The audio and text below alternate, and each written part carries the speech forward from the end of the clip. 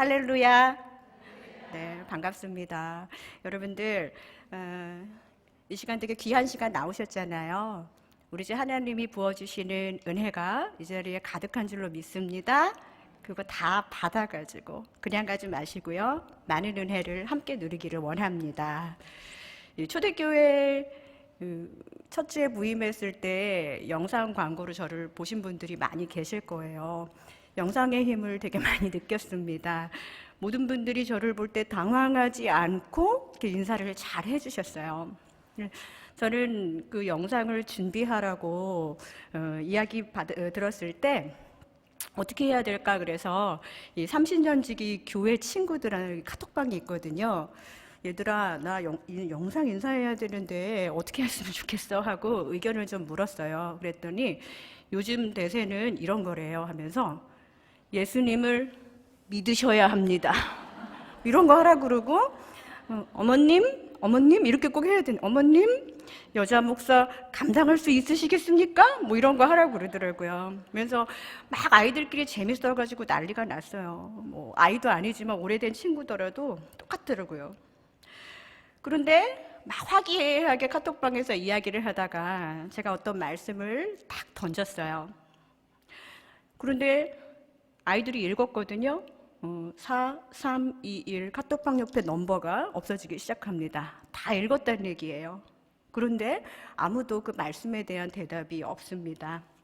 즐거운 세상 이야기들로 화기애애하다가도 이렇게 진지한 말씀이 들어가게 되면은요, 그냥 갑자기 분위기가 싸해지면서 외로운 마음이 들게 됩니다.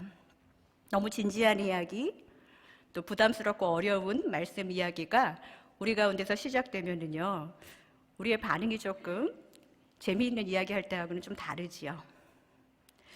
재미있고 결과물이 보이고 내가 뭘 좀 내게 만져지는 유익이 있는 것에면 우리는 관심을 가질 때가 많이 있습니다. 주님의 일을 한다고 해도 이 득과 실이 분명한 이 내 경험으로 생각했을 때는 요거는 꼭 해야 될 일이야 라고 생각했던 그런 일들을 그냥 내 생각으로 기도 없이 예측하고 이 자리가 있어야 할 자리인가 아니면 떠나야 할 자리인가 그런 것을 고민할 때가 있습니다. 여러분들 그런 판단들 하시면서 교회 생활 또 신앙생활 하시는 모습 뭐 저도 마찬가지입니다. 근데 이것은 예수님 시대에도 예외가 아니었어요. 오늘 요한복음 6장 66절을 보면은요, 이렇게 이야기로 시작됩니다. 그때부터 그의 제자 중에서 많은 사람들이 떠나갔고 다시는 그와 함께 다니지 않았다고 이야기하고 있습니다. 이것을 제가 다른 성경 버전으로 보겠습니다. 예수 그리스도께서 그 일이 있고 나서 너희도 가려느냐라고 물으셨는데요. 이것을 새 번역으로 보면 너희도 떠나가려느냐. 공동 번역에는 아예 이렇게 나옵니다. 자, 너희는 다 떠나갔다. 자, 너희는 어떻게 하겠느냐? 너희도 떠나가겠느냐? 이렇게 묻고 계시는 것입니다. 영어 성경에도 여러분들 거기 보이시죠? You do not want to leave to, do you? 너 진짜 안 떠날 거지? 그렇지? 하고 예수님이 한 번 더 되물으시는 모습을 볼 수 있습니다. 예수님은 떠나간 사람들의 뒤통수에다 대고 너희도 가려느냐? 가십니까? 갈 거니? 이렇게 묻지 않으셨어요. 분명 지금 잘하고 있고 지금 예수님과 함께 있는 사람들에게 이야기합니다. 너희도 가려느냐? 너도 갈 거야? 너도 떠나갈 거야? 라고 묻고 계시는 거예요. 우리는 여기 오늘 예수님의 질문, 너희도 가려느냐? 하는 이 예수님의 질문을 한번 영적인 의미로 생각해 보기를 원합니다. 먼저 우리는 이 너희도 가려느냐라는 의미를 예수를 따르기 위해서 포기했던 이전의 삶으로 돌아가기 원하느냐라고 물으시는 예수님의 질문을 생각해 볼 수 있습니다. 회귀하겠느냐? 돌아가겠느냐? 너 정말 그때로 돌아가고 싶으냐? 물어보시는 것입니다. 이렇게 물으시는 예수님의 마음 느껴지십니까? 오늘 말씀 6장 2절과 6장 66절은 아주 많은 대비를 이루고 있습니다. 왜냐하면 66절에는 예수님의 제자 중에 많은 사람들이 떠나갔다라고 이야기하고 있습니다. 그래서 6장 2절 같은 장인데요. 6장 2절에 보면 함께 읽을까요? 시작. 큰 무리가 따르니 이는 병자들에게 행하시는 표적을 보았습니다. 많은 사람이 떠나갔다고 한 것이 같은 장에 있는데 첫 장에 보니까 큰 무리가 있었다고 합니다. 그 무리가 다 6장 안에서 다 떠나가 버린 것이죠. 사실 오늘 본문이 담겨있는 이 요한복음 6장은 큰 기적 사건으로 시작됩니다. 바로 오병이어. 물고기 몇 개요? 보리떡 5개와 물고기 2마리로 여자와 여성과 또 아이를 뺀 그 나머지 인간, 우리 남자 5,000명을 먹인 사건이 나옵니다. 왜 이렇게 많은 사람들이 예수님을 따라다녔을까요? 왜 이렇게 많은 사람들이 예수님을 자꾸 쫓아다니면서 예수님이 나중에는 이 사람들 먹여야 될까 하는 생각까지 하게 하셨을까요? 사람들이 자꾸 따라왔습니다. 사람들은 병자들에게 행하시는 그 표적, 이 놀라운 예수님의 기적을 보면서 예수님이 심상치 않은 분이라고 생각하셨던 것입니다. 그렇기 때문에 자기가 살던 삶의 터전, 이거 놓고 저 사람 따라가도 내가 이 득과시를 생각해 보니까 나는 할 수 있겠다라는, 나는 갈 수 있겠다, 내게 남는 것이 있겠다라고 생각했기 때문에 그들은 따라갔어요. 자기 것을 버려두고 쫓아갔는데, 그래서 집을 따라가지고 멀리까지 왔는데 예수님은 그 시점에서 전혀 다른 이야기를 하시는 것입니다. 우리가 지도를 한번 봤으면 좋겠어요. 네, 요한복음 5절에는요 베데스다라는 곳이 나와요. 이거 베데스다는요 이 예루살렘 이 새 성과 그 안에 있습니다. 그러니까 베데스다의 위치는 예루살렘이라고 볼 수 있어요. 그런데 그 다음 지도를 보면은요 저기 예루살렘 찾으셨어요? 네, 지도에서 요 밑에 있어요. 예루살렘 크게 보이시죠? 네, 가운데쯤에 베들레헴 위에 예루살렘이 있는데 거기로 쭉 올라가지고 거기 갈릴리에서 이렇게 라이턴을 하면 벳세다라는 데 보이시죠? 예수님이 갈릴리 바다에서 무리도 한번 건너주시고 했는데 그거를요 사람들이 쫓아다니면서 벳세다까지 엄청나게 많은 그 길을 함께 쫓아다녔다는 거예요. 그러면서 이제 배가 고프기 시작했습니다. 그래서 오병이어라는 기적을 주셨는데 예수는 그것을 다 먹고 나서 전혀 이상한 소리를 하시는 거예요. 내가 바로 생명의 떡이다. 이런 말씀을 하시는 거예요. 배가 고파서 와서 떡을 맛있게 먹었더니 예수님은 자기 자신이 생명의 떡이라고 말씀하십니다. 이렇게 말씀하시는데 못 알아듣는 많은 허다한 사람들은 예수님이 어떤 분이신지에 대한 관심보다는 그가 행하셨던 표적에만 관심이 있었기 때문에 동요하기 시작했습니다. 내가 생각했던 떡 주는 사람이 아니잖아. 왜 자꾸 자기를 떡이라고 해?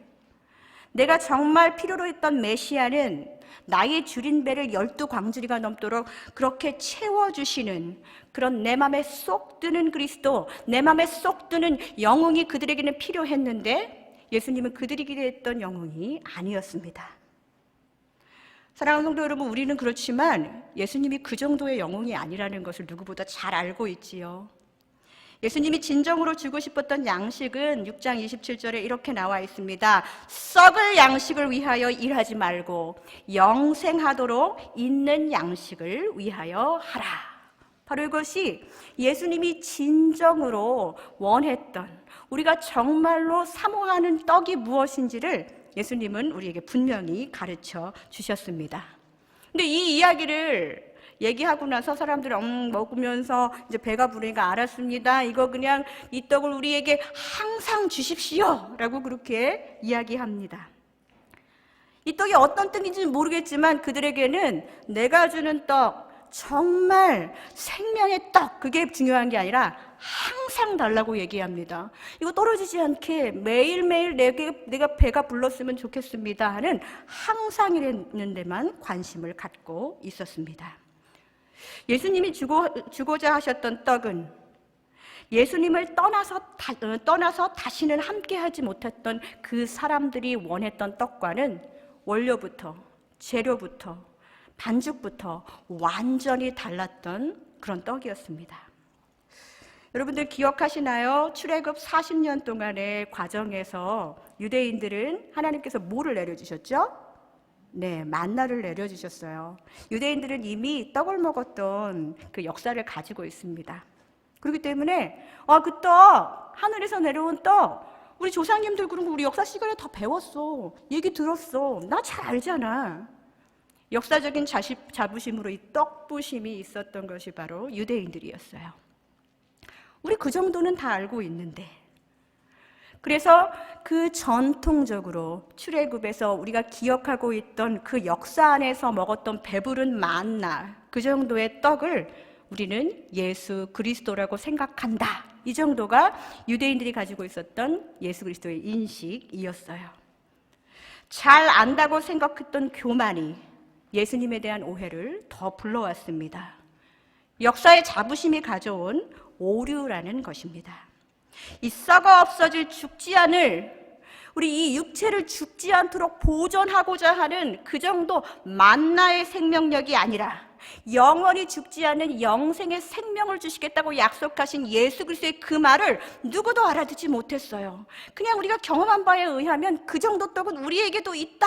그냥 항상 먹여만 달라. 그거였어요.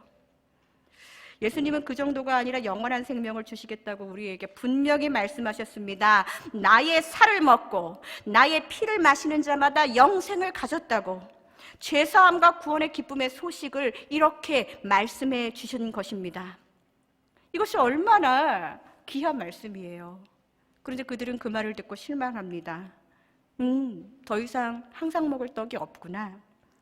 그러면서 그 실망이 분노로 바뀝니다. 말씀을 보면은요, 다시는 예수님과 함께 다니지 않았다고 그래요. 떠나간 사람들은 다시는, 여러분들 다시 보지 않는 사람, 그 정도의 관계는 어떤 사람이죠? 그저 실망한 사람들을 다시 보지 않을 정도는 아니에요. 정말 분노스럽고 나를 너무 상처 주고 내가 생각했던 것과 너무 달라서 너무 퇴퇴퇴 하면서 그 사람 다시 보지 않을 거야 라고 할 정도의 감정, 그것이 바로 유대인들이 예수님을 향한 그런 감정이었던 것입니다. 내가 달라는 것을 주는 예수님이 아니라면 나는 그 그리스도 필요 없다는 거예요.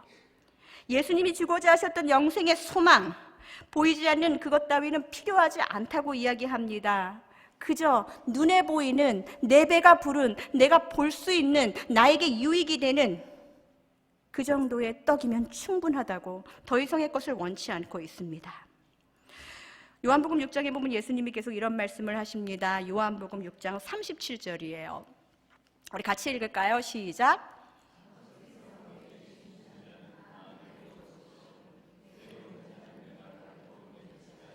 네, 6장 44절도 읽겠습니다. 나를 보내신 아버지께서 이끌지 아니하시면 아무도 내게 올 수 없으니. 이 말이 무슨 말입니까? 무슨 말이죠? 믿음의 주도권이 어디에 있다? 아버지께 있다라는 말이에요. 결국은 하나님 없이, 하나님의 이끄심 없이 졸졸졸 쫓아다녔던 모든 무리들은 그저 떠나게 되는 것이죠. 하나님의 이끄심이 없으면 예수를 믿고 따를 수 없다는 것입니다. 익숙한 곳, 내게 가장 익숙한 곳으로부터 회귀하는 본능이 인간의 본능입니다.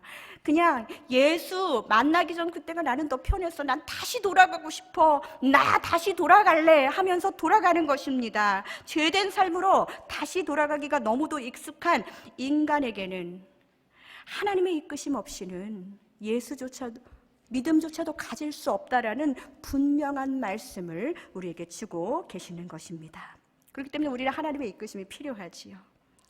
우리 어머님들 자녀들이 품에 있을 때는 신앙생활 잘하다가 지금은 주님 떠나 있는 인생으로 살고 있어서 기도하시는 분들 종종 배웠습니다. 그것 때문에 눈물을 흘리면서 매 새벽마다 기도하시는 어머니의 눈물도 보았습니다. 그런데 과연 우리의 자녀들 지금 정말 신앙생활을 잘하고 있습니까? 내 품에서 말씀 없는 종교 생활을 하고 있는 것인지, 주님 품에서 말씀으로 성장하는 신앙생활을 하는 것인지, 지금 품 안에 자녀가 있다면 우리는 생각해 보아야 합니다. 자꾸 눈에 보이는 잘됨과 부요함이 하나님이 정말 원하시는 삶, 하나님 잘 믿는 그런 삶이라고, 그 축복이 전부라고 내가 만든 말씀으로, 그 말씀으로 영양가 있게 잘 포장해서 은혜롭게 우리 아이들한테 전하고 있는 것은 아닙니까? 살아계신 하나님의 말씀을 뿌리 깊이 넣어줘서 나중에 이 고난의 시간에서도 흔들림 없이 예수 그리스도를 떠나지 않고 믿는 믿음으로 자랄 수 있도록 우리가 그들을 위해서 기도해야 하는데, 과연 우리의 양육의 모습, 그냥 눈물 흘리면서 기도는 했지만 진짜 그들에게 우리가 말씀으로 챌린지하고 그들의 신앙을 독려했는지요? 우리의 자녀들을 우리는 말씀으로 군사로 훈련시키기를 간절히 소망합니다. 말씀이 필요합니다. 하늘에서 떨어지는 먹을 떡만 바라보는 사람들은 더 이상 떡고물도 안 떨어질 것 같으니까 그냥 말씀을 듣자마자 떠나버렸어요. 이 시간 예수님 우리에게 질문하십니다. 너희도 가려느냐? 부담스러우니까 너도 돌아갈 거야? 내가 너를 위해 십자가 지고 이렇게 고통받고 너희들 구원받았는데, 그런데 너 정말 나 만나기 전으로 돌아갈 거야? 우리에게 질문하십니다. 혹시 이 시간 적당히 주님 품 안에 있지만 여차하면 짐 싸갖고 떠나실 준비하시는 분들, 만약 이 자리에 계시다면 오늘 다시 예수를 떠나지 않는 거룩한 아침이 되기를 소망합니다. 나의 본능의 부르심이, 내가 가지고 있는 본능적 내 자아가 자꾸 귀향하라고 나를 부릅니다. 마음 약해지신 분들 혹시 계신가요? 돌아가지 마십시오. 그 길은 생명의 길이 아님을 믿습니다. 네, 두 번째, 너희도 가려느냐? 이 말은 너희는 나를 누구라고 생각하느냐라는 예수님의 질문으로 생각해 볼 수 있어요. 내가 누구지? 라고 물어봤을 때 그 질문을 듣는 사람들에게는 똑바로 말하는 것을 자꾸 회피하려고 해요. 아까는 돌아가려고 했는데 이제는 회피하려고 합니다. 제가 그 영상에서도 말씀드렸지만 아들이 하나, 딸이 하나 있어요. 제 아들 6살 때 정말 찬양하기 좋아하는 아이였어요.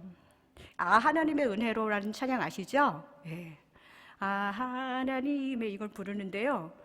제가 아이한테 이렇게 도형을 가르쳐 주잖아요. 그러면 세모하면 세모, 동그라미 하면 동그라미, 네모하면 네모 하면서 이런 노래 불러요. 네모만 배워도 내 모든 형편 잘 아는 주님. 찬송가 배웠던 그 네모가 이 네모인 줄 알고 부르는 정도의 그런 신앙의 아이였어요. 그런데 제가 사역하면서 또 육아하면서 최선을 다했다고 길렀다고 생각했어요. 그래서 아이한테 어느 날 물어봤습니다. 우리 아이 이름이 이한인데, 이한아, 엄마랑 아빠는 뭐 하는 사람이지? 이렇게 물어봤어요. 그전에도 가르쳐 줬어요. 그런데 아이가 이렇게 이야기합니다. 엄마는 목사님. 맞았습니다. 근데 아빠는 뭐라고 했을까요? 아버님. 이렇게 얘기하는 거예요. 그 이유는 같은 교회를 다녔기 때문에 엄마가 목사하는 건 많이 봤어요. 근데 아빠는 그냥 아버님으로만 봤지 아빠가 일하는 것을 본 적이 없는 거예요.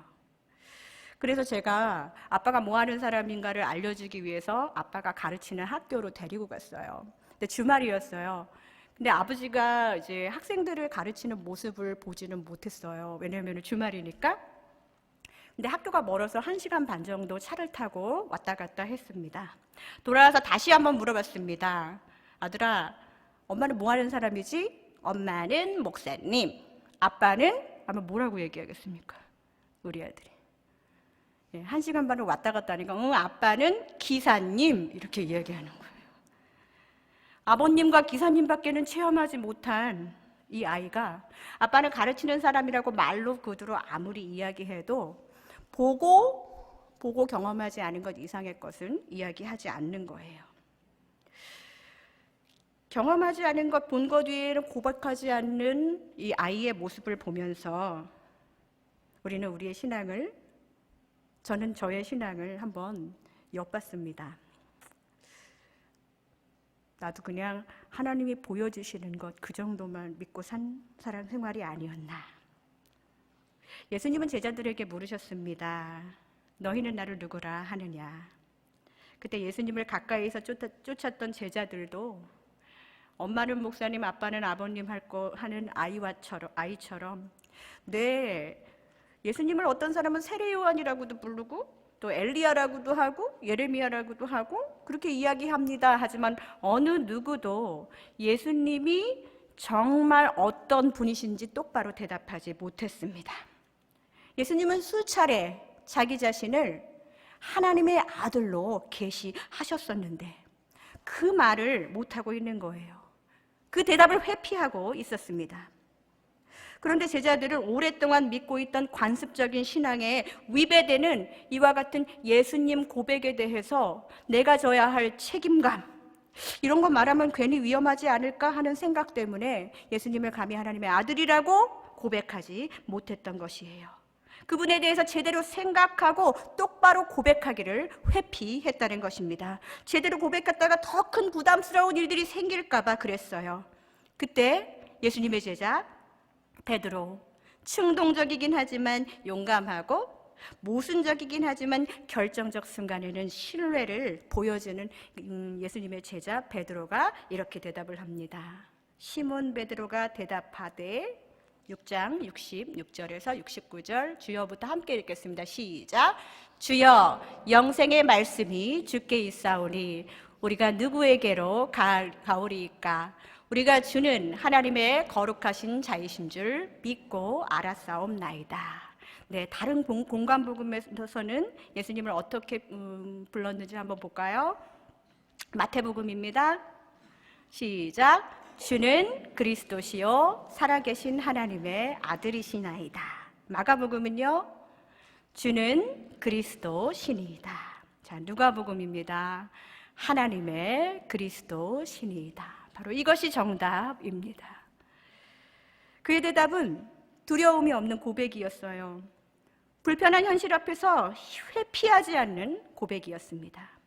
내가 만약 이렇게 대답하면 내 주변의 제자들이 혼자만 잘났어 하면서 질타를 받을 수도 있고, 하나님의 아들이 연약한 육체로 오신 그의 심을 인정하는 그의 고백이 유대인들에게는 더 큰 질타를 받는 신성 모독의 이유가 될지도 모르겠지만 그의 고백에는 거침이 없었습니다. 영생을 소유한 분, 구원의 주도권, 우리의 생명이 주께 있음이 너무나도 확실한데 주님을 떠날 수 없다는 너무도 확실한 고백을 베드로는 하고 있습니다. 사랑하는 성도 여러분, 그렇습니다. 우리 예수 그리스도만이 영생을 소유한 유일한 분이심을 우리는 믿고 고백해야 될 줄로 믿습니다. 네, 한 가지 더 마지막으로 생각해 보겠습니다. 너희도 가려느냐? 이 말씀이 주는 영적인 의미는 바로 요한복음의 큰 주제 중에 하나인데요. 표적으로 믿겠느냐, 말씀으로 믿겠느냐라는 예수님의 질문이겠습니다. 바로 말씀의 회복을 원하는 예수님의 질문이지요. 우리는 지금 사순절기 기간을 말씀을 통해서 많이 챌린지를 받고 있을 거예요. 이 수요 여성 예배를 통하여서 여러분들 표적으로, 눈에 보이는 것으로, 좀 그럴싸한 것들, 내가 좋아했던 것들, 그것으로 이 자리에 신앙을 갖게 되신 분들도 이제는 예수님이 그토록 원하셨던 믿음의 모습, 말씀으로 신앙생활 하시는 여러분들이 되시기를 축복드립니다. 예수님은 제자들에게 너희들은 도무지 표적을 보여주지 않고는 믿지 아니하는도다 하면서 화를 내신 적도 있었어요. 부활하신 예수님을 믿지 못해서 도마한테 너는 나를 보는 거로 믿느냐, 보지 않고 믿는 것이 더 복되다고 말씀도 하셨어요. 예수님이 진정으로 우리에게 원하시는 믿음의 모습은 내게 일어난 요술 같은 기적들 때문에 믿는 것이 아니라 바로 무엇? 말씀으로 믿는 것입니다. 비록 배운 것이 짧은 갈릴리 출신의 어부였지만 이 베드로의 고백은 예수님께서 가장 기뻐하시는 믿음의 고백이었습니다. 너희도 가려느냐? 라고 물었을 때 예수님은 물로 포도주도 만드셨고 5천 명을 먹이시고 바다도 걸어 다니셨는데 우리가 어디로 가겠습니까? 베드로가 이렇게 근거를 가지고, 표적의 근거를 가지고 이야기하지 않았어요. 그의 근거, 그의 고백의 믿음의 근거는 무엇이었느냐? 바로 영생의 말씀이었습니다. 주님께 붙어 있어야 될 당연한 이유, 주님밖에는 머물 곳이 없기에 가지 않겠다는 그 고백의 근거는 바로 영원토록 살아계신 하나님의 말씀이었다는 거예요. 그것이 누구에게만 있어요? 예수 그리스도에게만 있었다는 것입니다. 이것을 우리 인생에 다시 비춰보기를 원합니다. 예수님 우리에게 질문하십니다. 너희도 가려느냐? 내 말씀으로 충분하지 않느냐? 내가 너에게 꼭 뭐 보여주고 손에 쥐어주고 행복을 보장해주고 너를 사람들 앞에서 좀 대단하게 세워줘야 네가 나를 떠나지 않겠느냐? 아직도 보여지는 현상과 표적에 연연해서 살아가겠느냐? 너무나도 신기한 게요, 유대인이 그토록 싫어했던 사마리아의 사람들, 수가성의 여인은 예수님과 말씀하다가 그분을 영접했어요. 열심히 이 전도 생활을 했던 많은 전도인들을 통해서 이상하게 사마리아인들은요, 다른 거 필요 없습니다, 말씀만 있으면 됩니다 하고 말씀만 가지고 충분히 믿는 이야기들이 복음서에 나옵니다. 표적으로 보여지는 현상으로 믿는 믿음이 아니라 영생의 말씀으로 무장한 하나님의 사람으로 우리도 살아가시기를 간절히 기도드립니다. 사랑하는 우리 교우 여러분, 아마 그래, 나도 좀 말씀으로 살아봐야지, 그런 생활을 하다가도 우리는 종종 사탄의 시험을 받습니다. 내가 신앙생활을 통해서 얼마나 많은 교회의 일들을 하고 있는데, 얼마나 내 시간과 물질을 들이면서 섬기며 베풀고 있는데 나에게 돌아오는 것은 이것이 뭐지? 이런 본전 생각하는 그런 시험이 우리에게 종종 있어요. 성도 여러분, 우리가 내 수고를 몰라주는 야속함과 세워진 이로서의 외로움, 이런 것들 교회를 섬기다 보면 꼭 나오지요. 진리를 전하고도 외면당한 외로운 예수님의 마음, 예수님은 외로워서 너희도 떠나려느냐라고 말씀하지 않으셨어요. 떠나는 그들이 너무나도 불쌍해서 그들을 잡기 위해서, 영원한 생명을 나물러라 하고 도망가는 사람들을 위해서 말씀하신 것입니다. 그런데 왜 12제자였냐고요? 이제는 예수님이 말씀으로, 소수 정예반으로 이제 얼마 남지 않은 함께 있는 시간 동안에 이 제자들을 훈련시키셨어요. 5천 명, 아니 10,000명 넘는 떠나간 사람들 예수님이 그냥 버려두신 건 아닙니다. 이 사람들을 어떻게 하드 트레이닝 시키신 다음에 이 사도행전 4장에 보면 이런 말이 나옵니다. 사도행전 함께 읽을까요? 시작. 예루살렘을 떠나지 말고 내게서 들은 바 아버지께서 약속하신 것을 기다리라. 이것은 예수님의 십자가 사건 이후에 승천하시고 이제 무엇을 해야 될지 모르는, 이 눈에 아무 증거도 보이지 않는 제자들은 예수님이 말씀하신 그 말씀에 의지해서 예루살렘에서 그냥 무작정 기다렸어요. 이제 예수님도 없는데 뭘 어떻게 기다리란 말이야, 나 갈래. 그러지 않고 12명 중에 1명 빼고는 다 기다려서 다시 도망가고 다시 떠났던 그 10,000명을 향해서, 아니 예루살렘과 온 유다와 사마리아를 땅끝까지 이르러서 증인이 되기 위해서 준비하고 기다렸습니다. 무엇을 의지해서? 내게서 들은 바, 그것이 무엇입니까? 영생하신 예수 그리스도의 말씀입니다. 사랑하는 우리 여성 공동체 여러분, 이 사순절 기간에 너희도 가려느냐라는 이 말씀에 예수님 우리에게 계속적으로 질문하시지요. 십자가 붙들고 주님과 동행하는 인생은 세상 나라의 가치로 보기에는 그리 매력적인 삶이 아닐 수도 있어요. 만여 명이 떠나간 12명에게 예수님이 너희도 가려느냐 물으셨던 것은 이 떠나지 않은 성령 받은 자들이 다시 그 10,000명을 포함한 다른 그 나머지 인생을 잡아오라고 우리에게 소명 주신 것입니다. 회피하시겠어요?